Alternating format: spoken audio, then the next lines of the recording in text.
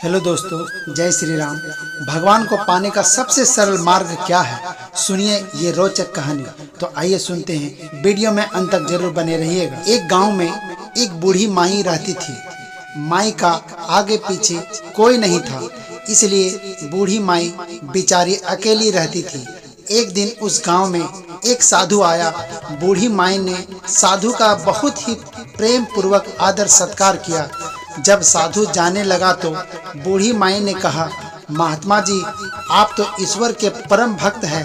कृपा करके मुझे ऐसा आशीर्वाद दीजिए जिससे मेरा अकेलापन दूर हो जाए। अकेले रह रह करके उब चुकी हूँ। साधु ने मुस्कुराते हुए अपनी झोली में से बाल गोपाल की एक मूर्ति निकाली और बुढ़िया को देते हुए कहा, माई, ये लो आपका बालक है। इसका अपने बच्चे की तरह प्रेम पूर्वक लालन पालन करती रहना। बुढ़िया माई बड़े लाड़ प्यार से ठाकुर जी की लालन पालन करने लगी। एक दिन गांव के कुछ शरारती बच्चों ने देखा कि माई मूर्ति को अपने बच्चे की तरह लाड कर रही है। नटखट बच्चों को माई से हंसी मजाक करने की सूझी।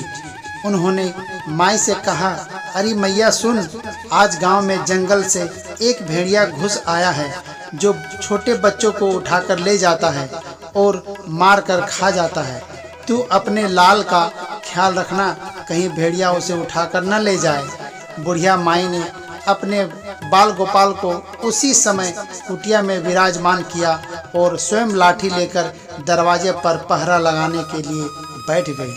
अपने लाल को भेड़िए से बचाने के लिए बुढ़िया माई भूखी प्यासी दरवाजे पर पहरा देती रही।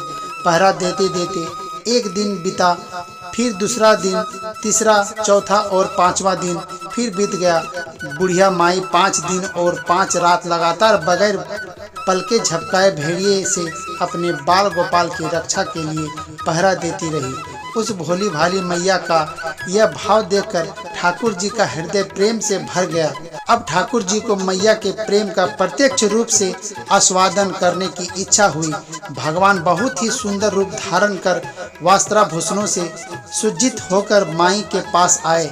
ठाकुर जी के पांव की आहट पाकर माई डर गई कि कहीं दुष्ट भेड़िया तो नहीं आ गया मेरे लाल को उठाने।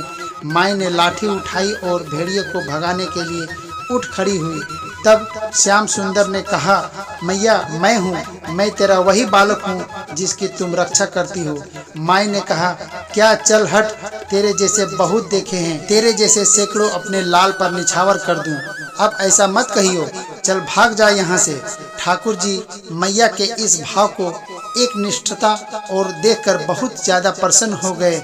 ठाकुर जी मैया से बोले, अरे मेरी भोली मैया, मैं त्रिलोकीनाथ भगवान हूँ, मुझसे जो चाहे वर मांग ले, मैं तेरी भक्ति से प्रसन्न हूँ।